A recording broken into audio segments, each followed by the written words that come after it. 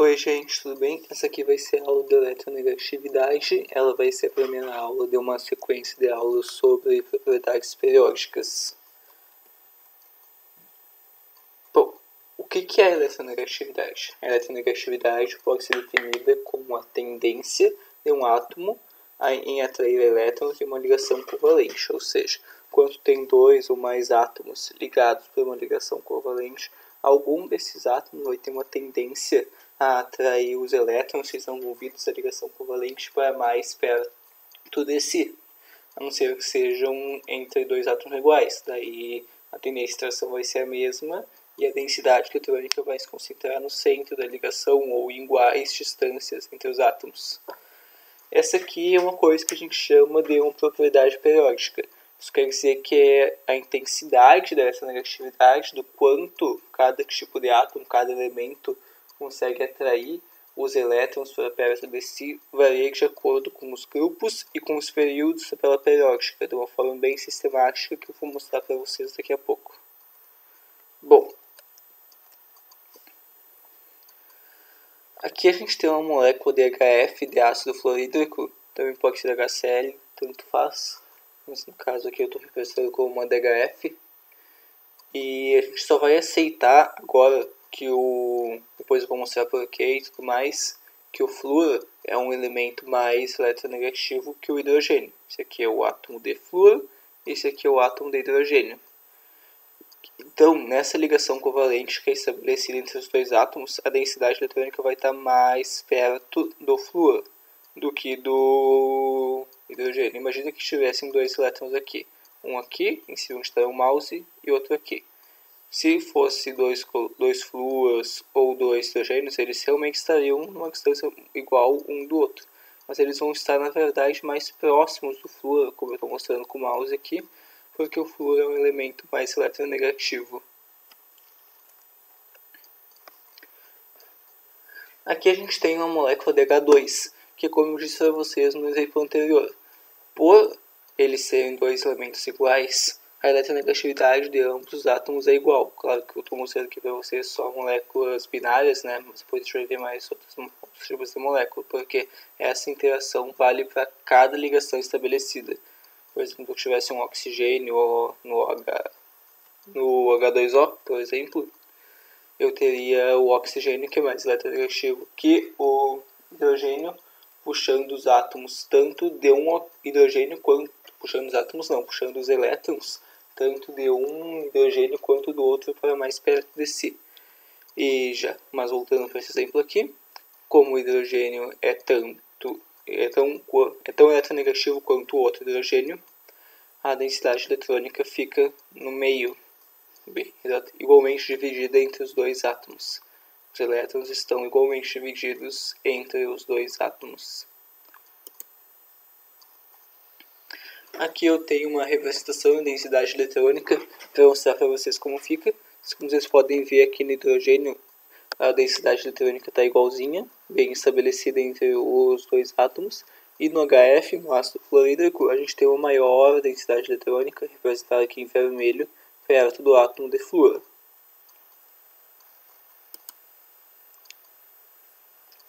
Mas como que essa eletronegatividade varia na tabela periódica? Eu tinha falado para vocês que ela varia de acordo com grupos e com períodos de uma forma bem sistemática, não é mesmo?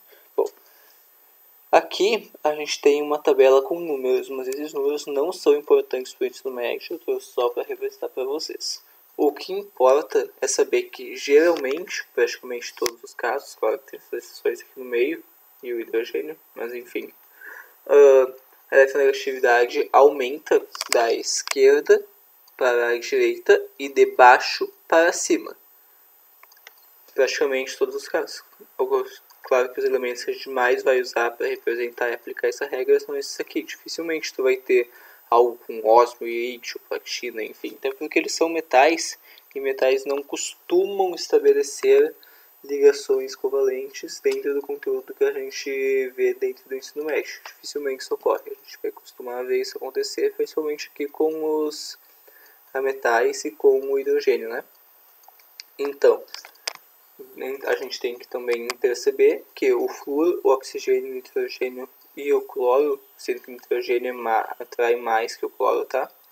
São os elementos mais eletronegativos nessa ordem. Flúor, oxigênio, nitrogênio e cloro. Vocês estão vendo que o nitrogênio e o cloro aqui teriam o mesmo valor de eletronegatividade, 13, 3, mas na verdade esse aqui é 3,0 mais alguma coisa maior que o 3,0 do Cl, depois da segunda casa decimal. Por isso que isso ocorre. E por que isso varia assim na tabela periódica? Isso vai acontecer por uma série de fatores, mas o principal é como o raio atômico varia também, e outra coisa chamada de carga nuclear efetiva.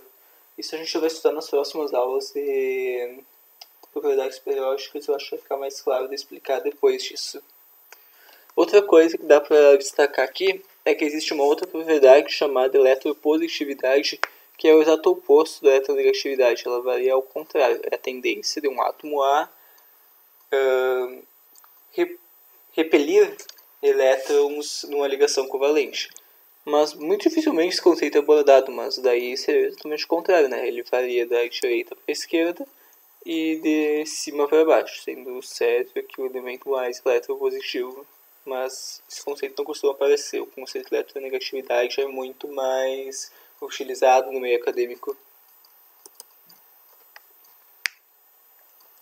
Bom, eu espero que vocês estejam vendo. Primeiramente, esse símbolo aqui em preto, eu não consegui mudar a cor dele por uma série de questões. Enfim, isso aqui é uma imagem em PGN, então teria que editar ela e tudo mais. Eu achei que seria mais simples deixar assim, e vocês prestarem um pouquinho de atenção, eu vou conseguir ver todos os símbolozinhos mostrados aqui. Bom, vamos considerar a eletronegatividade como vetores, ou seja, a gente pode aplicar as informações a moléculas tridimensionais. Como assim? A gente estava vendo só em moléculas binárias antes, só com uma ligação covalente entre os dois átomos. Mas na verdade, isso pode acontecer com qualquer molécula. Isso vai acontecer com qualquer molécula, aplicar o conceito de eletronegatividade a ela. Portanto, as tridimensionais estão incluídas, né? Aqui eu trouxe a molécula de amônia, por exemplo, para vocês verem, como o nitrogênio, sendo mais eletronegativo que o hidrogênio, como está aqui para vocês, ó. O nitrogênio está mais para baixo. O nitrogênio sendo o terceiro elemento mais eletronegativo, ele é mais eletronegativo que o hidrogênio. Então, a gente vai ter vetores de eletronegatividade apontando para o nitrogênio. E então imaginem que tem várias pessoas empurrando com o dedo, como se fosse do hidrogênio para o nitrogênio.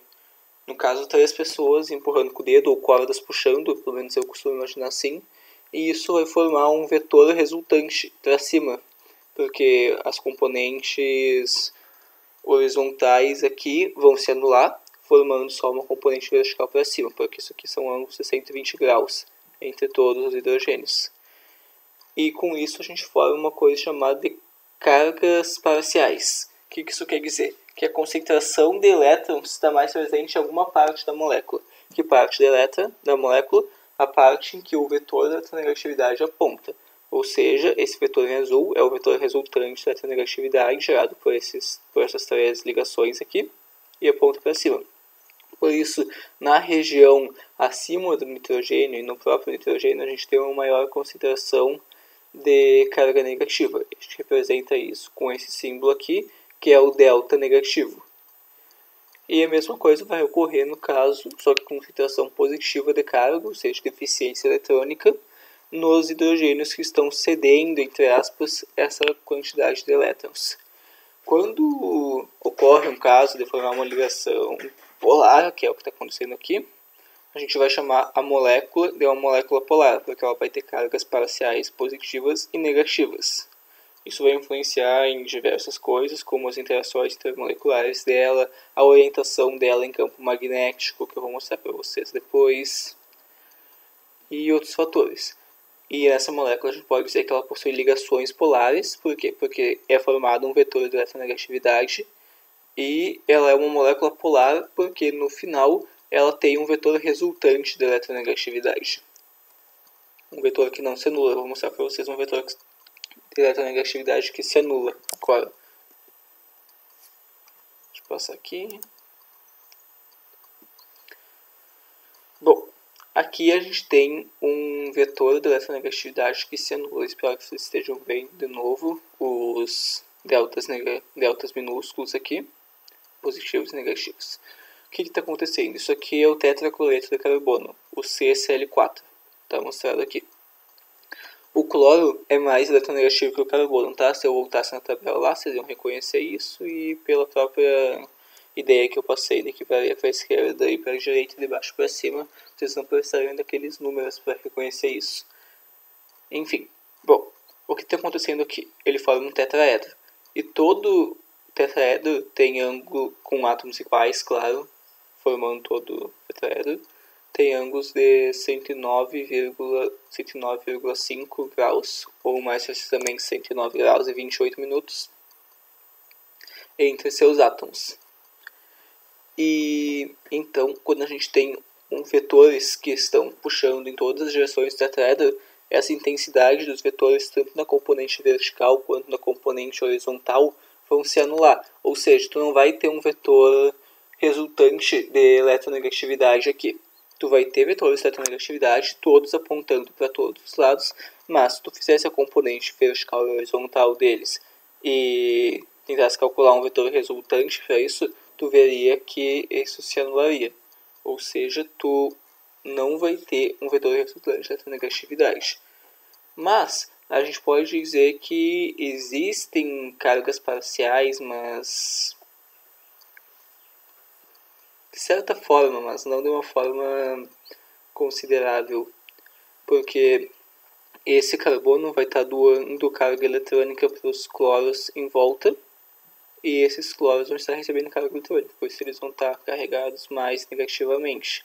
Mas já que toda a fronteira está carregada negativamente, a gente não vai dizer que é uma molécula polar. Ela tem ligações polares, mas não possui uma polaridade em si na molécula, porque os vetores se anulam e não há a formação de um vetor resultante de eletronegatividade, coisa que a gente chama de momento de dipolo. Eu acho que estava escrito no outro slide, eu acabei não falando momento de dipolo. Quando há a formação de um vetor resultante de eletronegatividade, a gente diz que é um momento de dipolo na molécula. Bom, enfim, agora já é para o último caso, que é quando não há formação nem de vetores de eletronegatividade, nem de momento de dipolo, que é o vetor de eletronegatividade da molécula final. Bom, isso acontece principalmente em moléculas lineares, ou não precisa ser uma molécula linear, claro, mas geralmente substâncias simples. Por quê? Porque isso só vai acontecer quando tiver interação covalente entre dois átomos de um mesmo elemento, como aqui no Cl2, que eu estou representando para vocês. Os elétrons estão bem distribuídos no meio, porque nenhum deles consegue puxar mais que o outro. Os dois estão puxando na mesma intensidade, os dois estão empurrando na mesma intensidade, por isso os elétrons ficam bem distribuídos na ligação eletrônica no centro dela. E a gente chama isso de ligação apolar e molécula polar, porque não tem momento de dipolo e não tem ligação polar. Aqui eu tenho alguns exercícios para vocês, que eu posso depois fazer uma aula resolvendo eles, ou vocês podem fazer e mandar como foto ou como arquivo PDF nos grupos do PUC Alternativo ou para outros mentores, professores. Eles com certeza vão responder para vocês, para tirar dúvidas ou até responder tudo. Enfim, mas eu gostaria que vocês tentassem sozinhos antes de procurar uma resposta certa, digamos assim, na internet ou pra gente. E o primeiro exercício é para representar o momento do dipolo, ou seja, o vetor resultante da eletronegatividade nas moléculas a seguir, se existir. Porque como eu mostrei para vocês aqui, não existe o momento do dipolo e não existe o momento do dipolo, já que existe o momento do dipolo. E isso para todas as 6 moléculas que eu representei aqui. Claro que para isso vocês têm que saber a geometria molecular delas, né? Se não souberem, podem procurar no Google, talvez no futuro a gente vai ter uma aula sobre isso. Mas se já souberem, procurem não procurar no Google se já tiverem esse conteúdo na escola, porque é um conteúdo importante. Aqui eu tenho outro exercício que eu esqueci de explicar para vocês como fazer, que é qual a orientação de uma molécula de H2O que atravessa o campo elétrico gerado pelas placas representadas abaixo. Bom, basicamente a gente tem uma carga positiva nessa placa aqui e uma carga elétrica negativa nessa placa aqui. As duas estão fixadas, então elas se atraem, mas não conseguem colidir. Claro que elas se atraem por causa das leis de Coulomb e tudo mais, mas enfim, não é importante aqui. Elas estão aqui e não estão se movendo para perto uma da outra. Quando nós bombardearmos a região entre elas com moléculas de H2O, qual orientação essas moléculas de H2O devem adquirir? Ou seja, como que a molécula de H2O vai estar mostrada? Ela vai estar com os hidrogênios para baixo, para um lado, para o outro, para cima, em diagonal? Como que eu vou saber isso? A gente vai ter que calcular as cargas parciais positivas e negativas e alinhar as cargas negativas do H2O com o lado positivo, porque positivo atrai negativo, e as cargas positivas com a placa carregada negativamente. Vocês vão ver que é bem tranquilo de fazer esse exercício. E vocês representam ao lado, numa folha, como fica essa carga parcial e como fica a orientação dessa molécula. Agora, o último exercício, para as moléculas maiores, é para representar a polaridade das ligações das moléculas a seguir. Ou seja, vocês vão pegar cada uma dessas ligações aqui e vão mostrar qual é a polaridade dela, qual que é o lado com carga parcial positiva e qual com carga parcial negativa. Lembrando que tem ligação entre esse carbono e hidrogênio. Esse hidrogênio estaria como se estivesse para cima aqui. Esse carbono está ligado com esse carbono. Não é um carbono ligado com o hidrogênio que está ligado a outro carbono. Isso não existe. Esse carbono vai estar aqui no meio e o hidrogênio vai estar para cima. Outra coisa que eu acho que eu não falei para vocês é que não importa se é uma ligação dupla ou tripla até. Então eles são tratados do mesmo jeito que uma ligação simples em questão da polaridade. Tá bom? E isso para essas duas moléculas, que essa aqui é uma molécula de cisteína, se não me engano, que é um aminoácido. E essa aqui é uma molécula de sulfira, que é um fármaco bem importante na indústria. Bom, qualquer dúvida é só chamar. E acho que a próxima aula deve ser de raio atômico ou alguma outra propriedade periódica. Enfim, vocês vão ver. Façam exercícios, mandem no grupo se quiserem. E obrigado pela atenção.